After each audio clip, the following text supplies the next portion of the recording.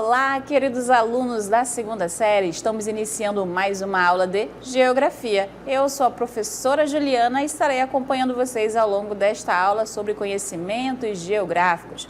Vamos então verificar qual é o nosso conteúdo de hoje. O nosso objeto de conhecimento é o mesmo objeto ao longo da nossa unidade número 1. Então, relações de poder entre os Estados-nações no contexto geopolítico contemporâneo, compreensão dos processos de ocupação e formação de territórios, territorialidades, fronteiras e redes de comunicação e interação no mundo globalizado. Conflitos e disputas sociais, étnicas, culturais, econômicas, ambientais e políticas entre grupos populacionais e diferentes espaços. E o nosso detalhamento hoje, o papel do IBGE e a importância dos indicadores socioeconômicos para o planejamento populacional. Então, neste momento, vamos dar início à nossa aula.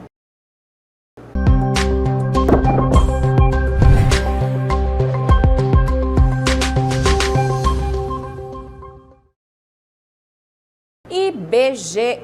Tenho certeza que você já ouviu falar neste órgão, já viu algum produto dele, como estamos tendo aqui exemplos. Uma pirâmide etária, um gráfico, um mapa, o recenseador, aquela pessoa que foi até a sua casa contar quantas pessoas tinham na tua casa, na sua residência.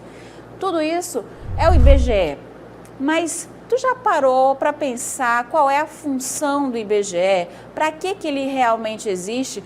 Você sabe pelo menos o que significa essa sigla? IBGE? Na aula de hoje a gente vai verificar algumas dessas informações e eu começo trazendo para você, então, o que significa esse IBGE. O Instituto Brasileiro de Geografia e Estatística, não esquece mais, Instituto Brasileiro de Geografia e Estatística. Ele vai se constituir, ou seja, ele é o principal provedor, é aquele que vai atrás dessas informações, desses dados do nosso país. E para que ele vai atrás desses dados? É para saber da tua vida realmente, mas não é para fazer fofoca, é para que esses dados virem políticas públicas, porque saber da realidade da população, políticas públicas podem ser criadas e destinadas para atender essas necessidades. Que necessidades vão ser essas? Falta escola? Falta hospital? Necessita ali haver uma maior diversidade econômica? E essas informações que o IBGE procura através dos seus pesquisadores é que vai ser buscado em várias pesquisas, não apenas no censo demográfico que acaba ficando na nossa cabeça. E essas informações vão atender às mais diferentes etapas da nossa sociedade, sejam eles públicos ou privados, e também em todas as esferas governamentais. Então, para o poder federal, para o poder estadual e para o poder municipal, é muito importante se compreender quais são essas informações. Por quê? Essas informações vão seguramente mostrar a realidade dessa população, daquela localidade, e sabendo então qual é a realidade daquela localidade, eu posso, como poder federal e estadual, municipal, desenvolver. Em determinados municípios, a população de crianças é maior do que a população de idosos. Eu sabendo disso, eu tenho então como poder público a obrigação de fazer mais creches, colocar mais escolas para atender a educação básica. Ah, não, esse município aqui está com uma população de idosos muito superior.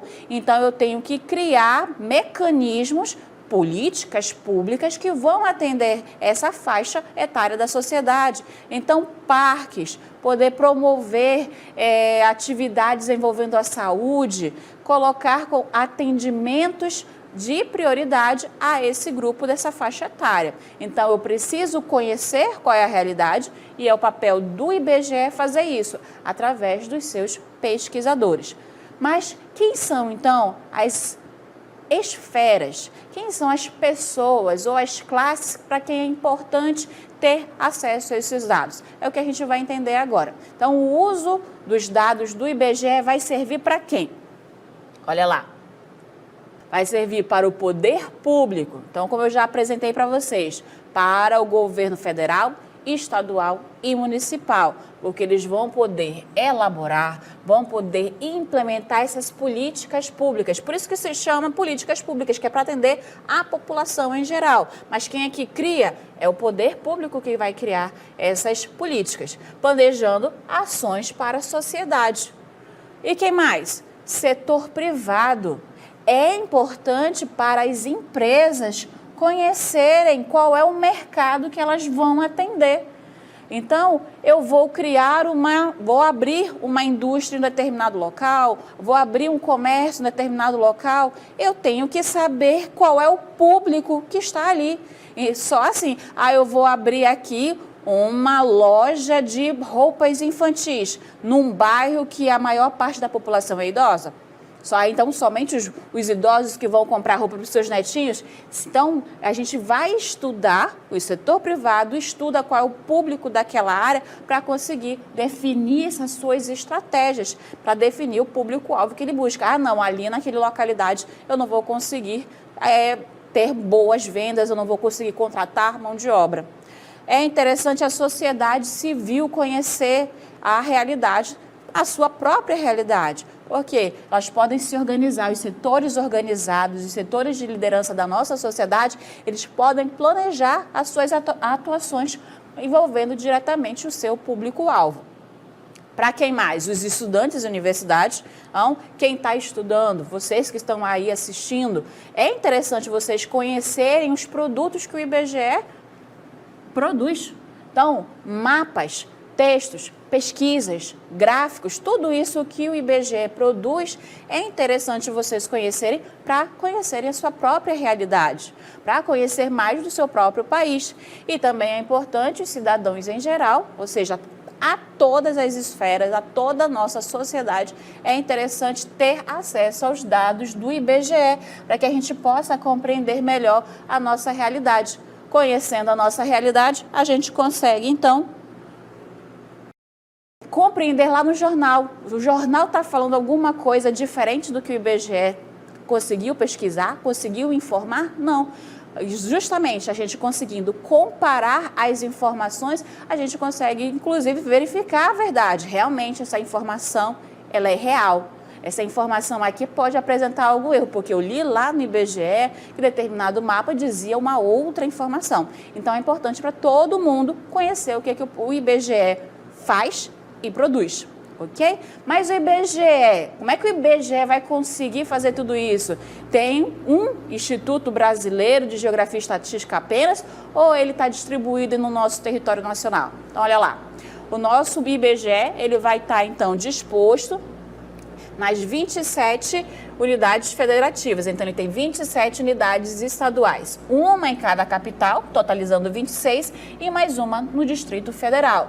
E ainda conta com mais 570 agências de coletas de dados nos principais municípios. Então, não são todos os municípios. O Brasil tem mais de 5.500 municípios. Então, ainda não é possível o IBGE colocar uma base em cada um desses municípios, mas nos polos principais dos municípios vai existir sim uma agência ali que vai buscar coletar esses dados. E as informações relevantes e confiáveis são essenciais para a consolidação de uma sociedade democrática e para o planejamento.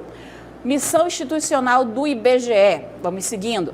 A missão, o que é uma missão? É o propósito de existir essa organização. Qual é o propósito do IBGE? Retratar o Brasil com informações necessárias ao conhecimento de sua realidade. Então, é importante que se conheça o Brasil, população, quantas mulheres, quantos homens em cada estado, em cada município, crianças, adultos, idosos, quais são as economias, quais são as atividades econômicas e como elas estão distribuídas em nosso território. Tudo isso faz parte da nossa realidade e é importante a gente conhecer. Então, o IBGE, ele identifica, ele mapeia, ele analisa o nosso território. Ele vai realizar a contagem da população. A população brasileira está aumentando, está diminuindo. Ela está envelhecendo, ela está ficando mais jovem. Isso é importante a gente conhecer. E informa como essa população vive. A população está mais no campo, está mais na cidade, ela está mais nas áreas de região metropolitana, ela está em áreas consideradas médias, não, a população está invertendo, o chamado êxodo rural, tudo isso vai estar sendo pesquisado e informado pelo IBGE e apresenta a evolução da economia a partir das estatísticas e do trabalho e da produção. Então, olha só, o IBGE ele não vai se reter apenas a estudar a população, ele também vai atrás da economia e isso tudo para mostrar qual é a nossa realidade. Para entender em termos mais práticos como é que o IBGE funciona, a gente vai assistir agora um vídeo com o professor Josino, de Sociologia, e o professor Alexandre, de Matemática, na qual eles vão apresentar, assim, de forma muito simples, como é que funciona essa coleta e por que essa coleta acontece e o que são as políticas públicas. Olá, seja bem-vinda, seja bem-vindo. Aqui comigo o professor Alexandre dos Santos. Sou professor de matemática aqui do CEMEAN, Centro de Mídias de Educação do Amazonas. Vamos falar um pouco sobre a estatística. É um ramo da matemática que trabalha com a coleta de dados, depois o tratamento desses dados. Nós teremos aí a organização em tabelas, a apresentação, exemplo aí gráficos, infográficos. Depois iremos analisar e, a partir dessas análises, tomar decisões, as conclusões. Temos o exemplo de uma pesquisa realizada aqui no Centro de Mídias, no CEMEAN. Temos aí os dados sobre o que é identificação étnico-racial, aqui dos profissionais do CEMEAN. Tivemos aqui um total de 72 pessoas entrevistadas e elas se autodeclaram pardas, são 71,4%, 50 pessoas.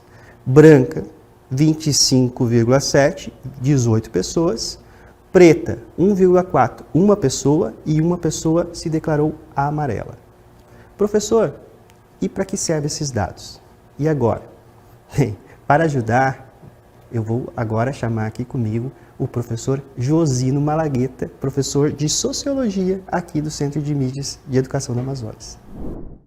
Obrigado, professor Alexandre, por essa participação aqui. A gente vai agora falar um pouco da importância que a estatística tem para as políticas públicas dos gestores públicos, tanto na área municipal, estadual como federal. Por que é importante o levantamento estatístico? Porque esses dados eles vão dar direcionamento para que os gestores públicos possam definir políticas públicas para atender determinada parcela da sociedade. Por exemplo, nós fizemos aqui no CEMEAN a questão da identificação étnico-racial. Vejam que a partir do levantamento na sociedade brasileira como um todo sobre a questão dos pretos, da ausência dos pretos nas universidades, o governo federal criou a política de cota. A partir dessa política de cota, deu acesso ao ingresso na universidade de jovens pretos que estavam durante muito tempo fora da universidade. Daí a importância desse levantamento. Então, a gente fica por aqui e até uma próxima. Então, aí vocês conseguiram observar com os dois professores justamente isso. Como uma coleta vai se gerar dados para alguns produtos e como esses produtos vão poder virar políticas públicas. Aqui comigo você já consegue identificar o site principal do IBGE, a página principal deles. E ele vai trazer informações gerais, logo aqui em cima, a população, de acordo com o censo de 2002, que aí cerca de 203 milhões de brasileiros existem em nosso território. A inflação, o PIB, a taxa de desemprego. E aí ele vai trazer algumas notícias, ou seja, com base no que ele conseguiu pesquisar, ele vai produzir os seus próprios dados e vai divulgá-los. Outro produto que a gente pode falar do IBGE é o portal de mapas. O portal de mapas ele vai trazer algumas formas, ou seja, quem foi a campo conseguiu fazer esses mapas existirem. Olha só, aqui vocês já conseguem observar o mapa aglomerações urbanas e ele vai trazer informações a nível mundial nesse caso aqui. Então, olha só, deixa eu aproximar aqui um pouco mais. E aí vocês podem observar aqui aglomerações urbanas aqui na América do Sul. Então, quanto a população em 1950 nas áreas urbanas é essa mancha em vermelho e na mancha azul é a população referente ao ano de 2010. E vai existir uma infinidade de mapas que vocês podem pesquisar aqui. Olha só, a gente pode trocar, por exemplo, pelo mapa político.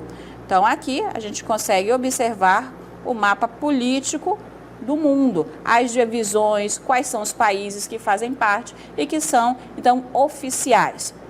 Outra parte que a gente pode também pesquisar no IBGE é saber informações diretamente dos estados. Aqui, por exemplo, eu estou com o IBGE com informações do Amazonas. Então, qual é o gentílico? Ou seja, quem nasce no Amazonas, amazonense, a sua capital, o atual governador. Aí eu tenho os dados do censo quanto à população. Eu posso ter dados da educação, posso ter dados quanto ao trabalho, ou seja, trazendo os dados da economia também.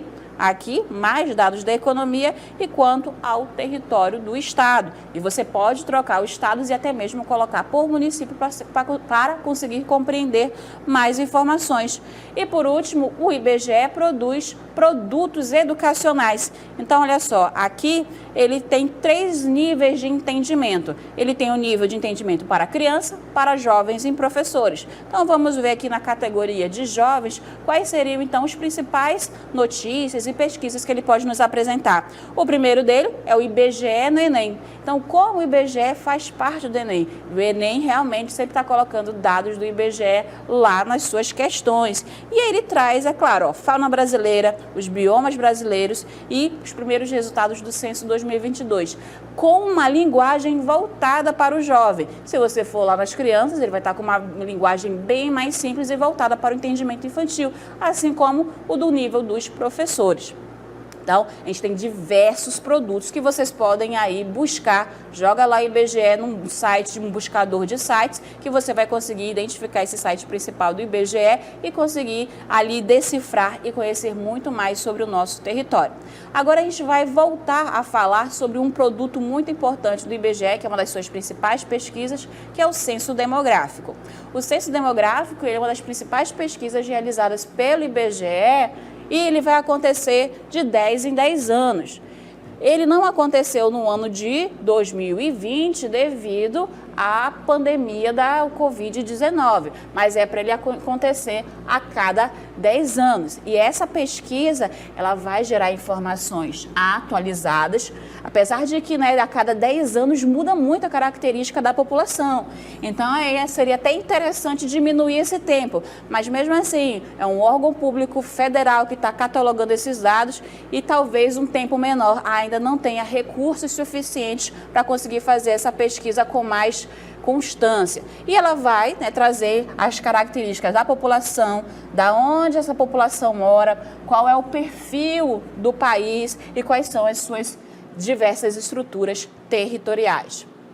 E ainda, qual é a operação realizada para contar a população? Ou seja, como é que essa população ela se distribui no território? Qual é a característica de quem mora em cada domicílio? Então, como é que aquela casa é? É de madeira? É de alvenaria? É um edifício? São casas isoladas? São casas em conjuntos? Quantas pessoas vivem naquele local? Então, desde que há 10 anos atrás é a mesma quantidade, diminuiu, aumentou, mudou. Esses dados vão poder ser utilizados para definição de políticas públicas em todas as esferas, né, nacional, estadual e municipal. E vão ser utilizadas para a tomada de decisões, tanto na área de investimentos do setor público quanto do setor privado. Aí agora a gente vai falar, seguindo a respeito do censo demográfico que foi realizado no ano de 2022. foi o 13º Censo Demográfico que a gente foi e que vocês devem ter participado ou que vocês devem ter acompanhado quando o recenseador foi à casa de vocês. E antes dele acontecer, o IBGE procurou consultar a população para saber quais eram realmente as questões atuais para que se investigasse de cada população. E a partir daí, então, é que foi formulado o seu questionário. E o conjunto de dados coletados, ele trouxe e trará novamente daqui a 10 anos outros resultados. Então, qual é o total da população por sexo e faixa etária, como essa população se distribui no nosso território, qual é a expectativa de vida da população, quantos anos essa população está vivendo, quantos brasileiros saíram do nosso território. Então, é um panorama de diversidades étnico-racial da população. Quem são? É a população negra, parda, é indígena, e da indígena ele ainda buscou saber quais são as etnias, quais são as línguas faladas ou utilizadas dentro dos seus domicílios, e ainda buscou contabilizar e conhecer a população quilombola. Então, esse censo, que esse último censo que foi realizado, ele já está com os seus resultados disponíveis no site do IBGE, vocês puderam observar alguns. Então, busquem conhecer mais essas informações para que vocês conheçam o Brasil de hoje. Muitos dos dados ainda divulgados eram de 2010, que foi o último censo realizado. Temos, então, aí notícias e dados fresquíssimos quanto à realidade da nossa população, que você pode conhecer e se atualizar. Quando a gente fala de IBGE, a gente acha que é um órgão que sempre existiu, mas a gente não conhece direito a história deles. Então, a gente vai conhecer agora um pouquinho dos principais destaques ao longo, desde a formação, da criação do IBGE até os dias de hoje. O IBGE tem 90 anos e foi criado em 1934 com o nome de Instituto Nacional de Estatística, INE. Apenas em 1938, recebeu o nome de Instituto Brasileiro de Geografia e Estatística, IBGE. Em 1940, foi realizado o Recenseamento Geral, o 5º censo do Brasil, o primeiro realizado pelo IBGE, iniciando o ciclo de censos realizados a cada 10 anos. Em 1942, colocou em vigor a nova divisão regional do Brasil, dividindo o país em 5 grandes regiões. Na década de 40, destacam-se as expedições geográficas voltadas para o planejamento territorial. Em 1953, foi criada a Escola Brasileira de Estatística, rebatizada como Escola Nacional de Ciências Estatísticas, ENCE. Já em 1960, o 7º censo da história do país introduziu técnicas de amostragem na produção de estatísticas. Na apuração dos dados, foi usado um computador de grande porte, o Univac 1105, 1105, chamado de cérebro eletrônico. Em 1967, iniciaram-se as Pesquisas Nacionais por Amostra de Domicílios, PNAD. Na década de 1970, os censos agropecuário, industrial, comercial e dos serviços passaram a ser realizados a cada 5 anos. No ano de 1973, surgiram as chamadas regiões metropolitanas do Brasil, pois a maior parte da população estava nas áreas urbanas. 1974 foi marcado pelo Estudo Nacional da Despesa Familiar, ENDEF, que realizou visitas a domicílios e forneceu informações sobre orçamentos e hábitos alimentares das mais de 50 mil famílias da amostra. Hoje, é realizada pela POF, Pesquisa de Orçamentos Familiares. Em 1980, foi implantada a Pesquisa Mensal de Emprego, voltada à produção de indicadores mensais sobre a força de trabalho. Em 1990, o IBGE passou a calcular o Produto Interno Bruto, o PIB. Em 2000, o censo utilizou computadores de mão equipados com GPS, levando a uma maior rapidez na coleta e divulgação dos dados produzidos. O último censo demográfico foi realizado em 2022, devido à pandemia da Covid-19 no ano de 2020. E então, em vista de tudo isso que a gente já analisou até agora, o IBGE ainda é a mesma coisa de que você pensava no início dessa aula? Ou você agora já consegue enxergar o IBGE, o Instituto Brasileiro de Geografia e Estatística, com outros olhos?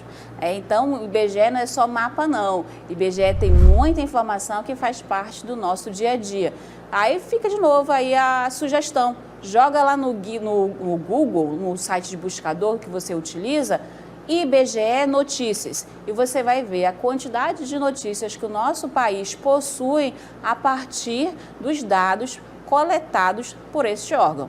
Agora a gente vai mudar um pouquinho o assunto e vamos falar dos indicadores socioeconômicos. O que é que eles são e como é que eles são vistos? Então, os indicadores socioeconômicos, eles são uma espécie de termômetro, eles são indicadores, eles vão mostrar uma faceta da qual o governo federal, o governo nacional, estadual, vai poder se apropriar e poder elaborar e direcionar políticas públicas para atender aquela população. Então, e ainda criar estratégias para se desenvolver alguma localidade ou parcelas específicas da população brasileira. Lá no vídeo com o professor Josino, ele falou da realidade da população negra, que para poder eles terem mais acesso ao ensino superior, foi criado um sistema de cotas. Então, foi-se analisado um desses indicadores. Mas é importante colocar que esses indicadores, eles não devem ser analisados de forma isolada. Só um número, ele não vai poder te indicar muita coisa. Então, é necessário que a gente observe eles em conjunto. Então, eles têm que ser analisados juntos, porque só um número ele pode falsear uma realidade. Então, é necessário que a gente olhe todo aquele conjunto para conseguir compreender melhor. E alguns exemplos de indicadores socioeconômicos que é a população absoluta, que eu começo mostrando para vocês, que é quando, já diz aí, ó, é a população total, é o número de pessoas que se vive naquele determinado local. A taxa taxa bruta de natalidade, ela vai indicar o número de nascidos vivos por 1.000 habitantes em determinado espaço geográfico no ano considerado. Geralmente, a cada um ano, eles fecham uma taxa bruta de natalidade, mas esse período pode ser maior também. A taxa de crescimento vegetativo é quando acontece que o número de nascimentos vai superar o número de mortes de uma determinada população. Então, a gente vai dizer que há um crescimento vegetativo. Se, ao contrário, há mais mortes do que nascimentos, essa população está tendo um decréscimo populacional. A taxa de fecundidade, ela vai ter seu cálculo feito por meio da divisão total de crianças vivas pelo total de mulheres em idade reprodutiva, idade fértil. A taxa de mortalidade infantil, ela vai refletir a qualidade dos serviços de saúde, de saneamento básico e educação, ao considerar a quantidade de crianças vivas ao completar um ano de idade a cada grupo de 1.000 em um ano. Ainda a gente pode falar da renda per capita, que a gente não pode confundir com o PIB, que também é diferente do Produto Nacional Bruto. Então, a renda per capita é a distribuição das riquezas produzidas no país pela sua população.